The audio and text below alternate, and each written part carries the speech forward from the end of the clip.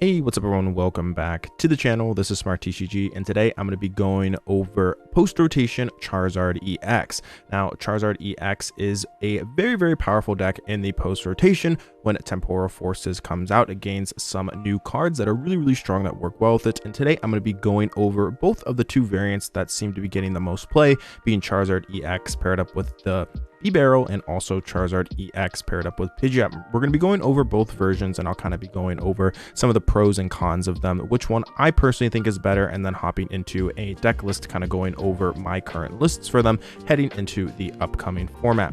With that being said, if you enjoy the content, make sure to leave a like and subscribe. It's the best way to support me as a creator. If you're looking for any brand new cards, make sure to go check out GameGridSLC.com. The link will be in the description. All right, let's hop right into it. All right, first off, I'm going to be going over a couple important cards that Charizard loses in the rotation. The first one being Mew. This one is most important in the Pidgeot variant, as Mew is very important to get those rare candies to get out the Pidgeot. Mysterious Tail also saw play in Gardevoir EX decks and is definitely one of the bigger losses from rotation. We also lose Battle VIP Pass as well, probably the biggest loss in the rotation. This card was a staple in so many different decks and completely changed how people built deck lists in the standard format. So losing this card is also huge. We're going to see a lot more Nest Balls, potentially Great Ball as well, really make their way into the format as kind of the main search cards, losing the Battle VIP Pass. We also lost Level Ball as well. Not necessarily as important of a card in Charizard, but definitely saw play in them, usually being a 1 or 2 of. These are just kind of the important cards that we're losing, and yeah, I think that were important to talk about. All right, let's hop into Charizard Bibarel. Alrighty, first off, I'm going to be going over the variant that honestly has been getting the most talk. First off, we're going to go over the Bibarel engine. We're going to be going over the pros, and then also we're going to go over the cons of this engine, and then we're going to hop into Pidgeot. So Bibarel's pros is that it is a one prizer. That is a very nice thing, especially with things like Prime Catcher in the format, to being able to bring up liabilities on the bench. Things like Rotom, things like Lumineon, Squawkabilly, all those cards are more easily able to be targeted with something like Prime Catcher, where the Bibarel is not necessarily a big liability as it is a one prizer, because oftentimes you're going to be attacking with Charizard in the active, and they're going to want to potentially deal with that, as opposed to a one prizer, which is the Bibarel. When you're playing the Pidgeot version, if they're just going 2-2-2 in their prize trade, just trying to take 2 prizes every single turn, they could instead decide to target the Pidgeot as opposed to Charizard if it kind of makes sense in their strategy. So that's one of the nice things that this variant doesn't necessarily have to deal with, is that it is a one prizer as your draw engine. It is also easier to set up as well. I also stated it is easily accessible with the TM Evo, which means just naturally it is much more easy to set this thing up consistently in the early game, and it also is better versus hand disruption.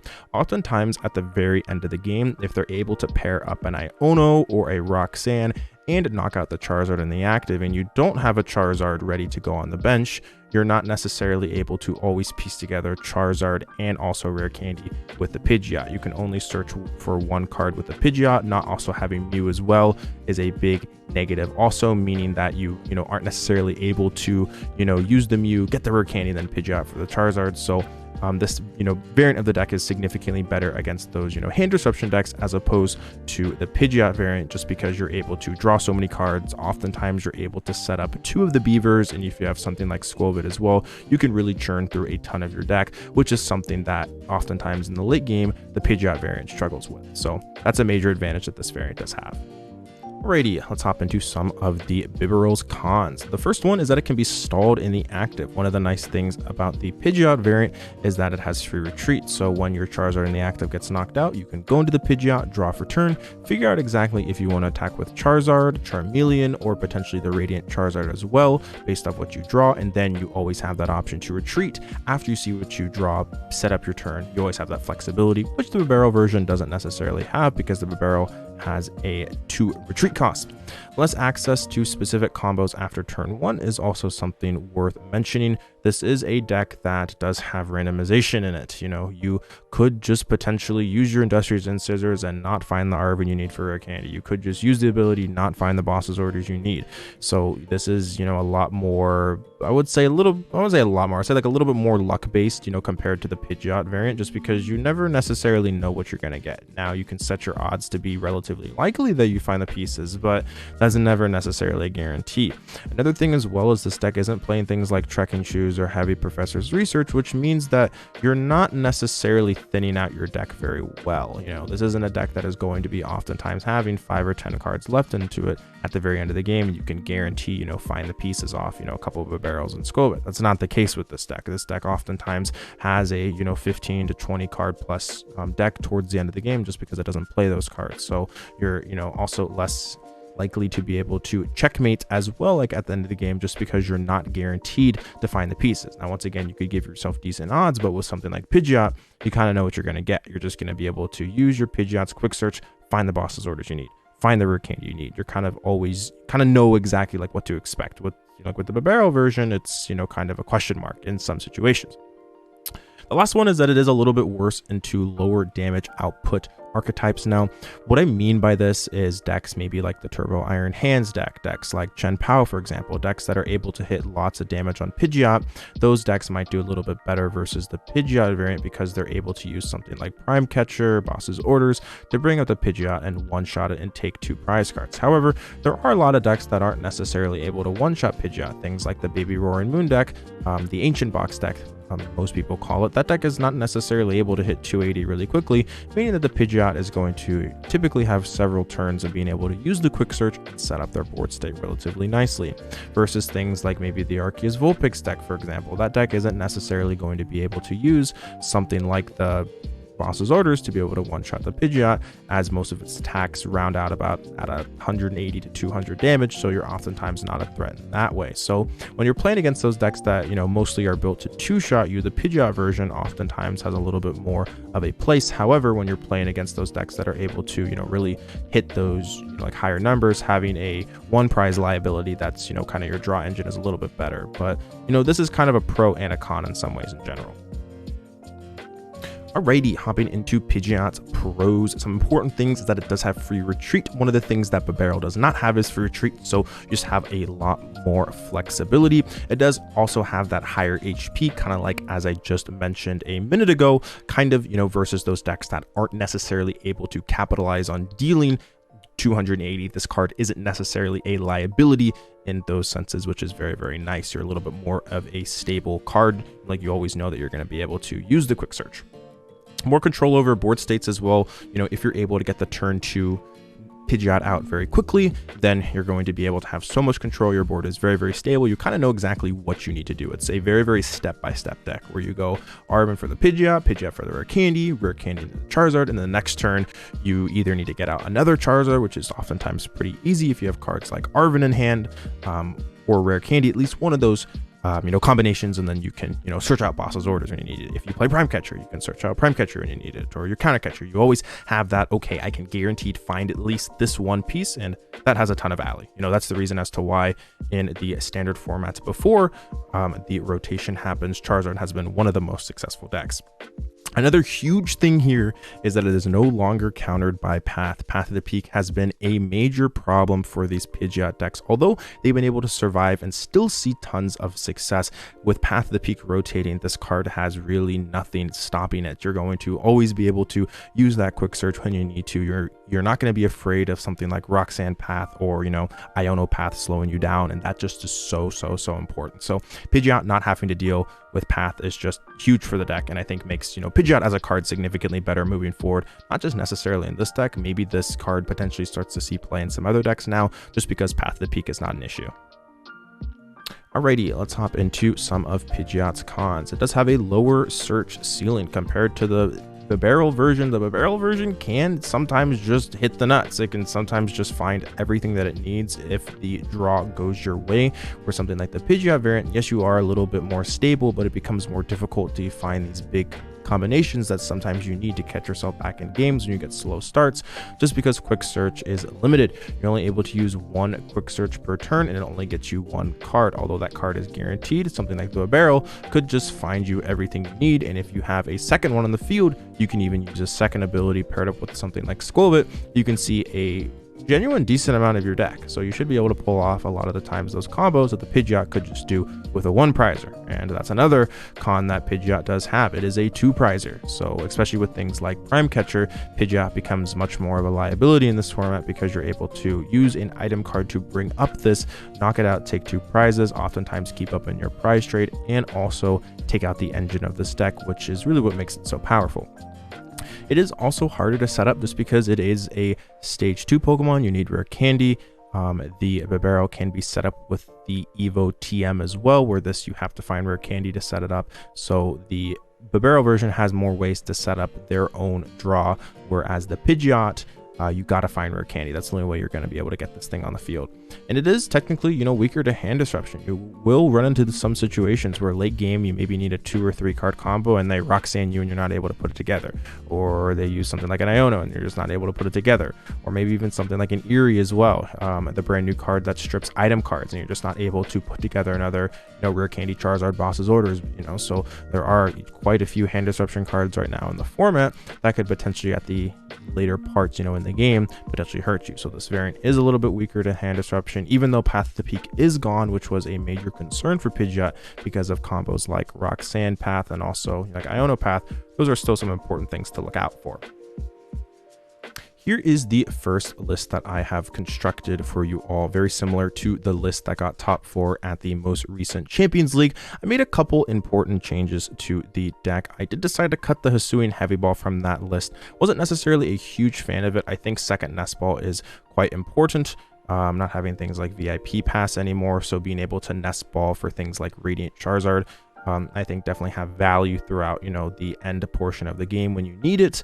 And I also think that Heavy Ball isn't necessarily an amazing card in a deck that has pretty thick counts of cards. You got the, you know, 4-2-3 Charizard line, you got the 3-2 Bidoof Bibarel line as well, and you do have plenty of 1-ofs. However, a lot of these 1-ofs aren't even necessary in the beginning of the game, like things like Radiant Charizard, things like Squilvet can also be very nice, pair up with the Bibarel engine beautifully. Then you have cards like Manaphy, which is great versus the Radiant Greninja decks, and Jirachi, which is still going to be valuable against those Lost Zone Toolbox decks, which I think are actually still quite strong in the standard format. We got 4 Arven as well. Some people have been playing 4 Iono, 3 Arven. However, I think 4 Arven is just so powerful. Being able to get that technical machine evolution off when you need it. When you need that Prime Catcher, you can just Arven for it. So I think playing the 4 Arven is a little bit stronger. Makes your turns 1 a little bit more consistent. 3 Iono as well, you know, great hand disruption card. 3 Boss's Orders, just to have that consistent gust effect when you need it. And then also the Cypher Maniacs Code Breaking as well, which is a brand new card that you put 2 cards from your deck on top of it, and then you can use something like the Bibarel to draw straight into them. So really, really powerful card in a deck that is playing the Industrious Incisors. We got 4 Buddy Buddy Puffin, I think also known as Friendship Puffin, I think in America, 4 Ultra Ball, 3 Rare Candy, 2 Superon, 2 Nest Ball, and then 1 Switch, 1 Vacuum, 1 Counter Catcher, and 1 Prime Catcher. I will say the ace specs in both of these lists are a little bit different, but in this one I've decided to add in the Prime Catcher because you're just, you know, able to use Arven for Gust Effect. Just makes a lot of sense. You got 1 TM Evolution as well. If you do prize it, you are okay. You still have 3 Rare Candy. You can, you know, focus on getting turn 2 candy still relatively consistently. You got 1 Vitality Band, 1 Defiance Band, as well as 1 Collapse Stadium and 7-2 Energy Split. I really like the 7-2 Energy Split. I've been seeing some people play 6-2. I think 7-2 is just a little bit more safe. I was running into some issues with 6-2, so added in that extra energy just for a little bit more consistency, and it would make me feel a lot better about, you know, like Ultra Balling away some of those fire energies in the early game, which, you know, sometimes you run into. So this is my list for Bibarel Zard. Let's hop into the other variant, Pidgeot. Alrighty, hopping into the Pidgeot variant.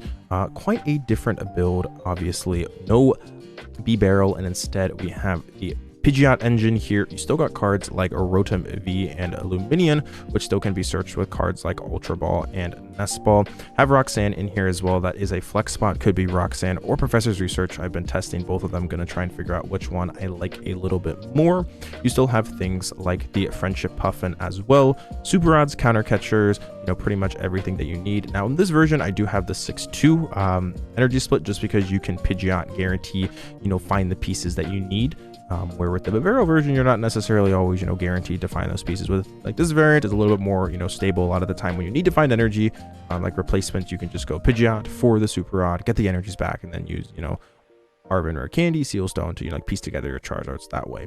Now, the big difference between this list and the other one is the maximum belt. Maximum belt, making it so that you do more damage to EXs, is very, very important. Incredibly valuable against things like the Mirror Match. Also very, very valuable against decks like Chien-Pao specifically, which has been one of Charizard's rougher matchups in the past. Being able to hit on turn 2, 200 and I believe 30 damage is incredibly valuable. Being able to prize race them is important because oftentimes if they set up correctly, they'll be able to always take the first 2 prizes, which can cause a lot of issues. So being able to, kind of be the aggressor now in that matchup is definitely very, very important. We have 1 Lost City as well, very good versus Chien-Pao, just a good solid card in general. 1 Collapse Stadium, and then 6 Fire Energy to round out the list. So this is my current list for Charizard. I still think that this variant is very, very good. And with that being said, let's kind of figure out exactly which one is the best. Alrighty, now here is the question I know plenty of you have been waiting for. What is the better variant?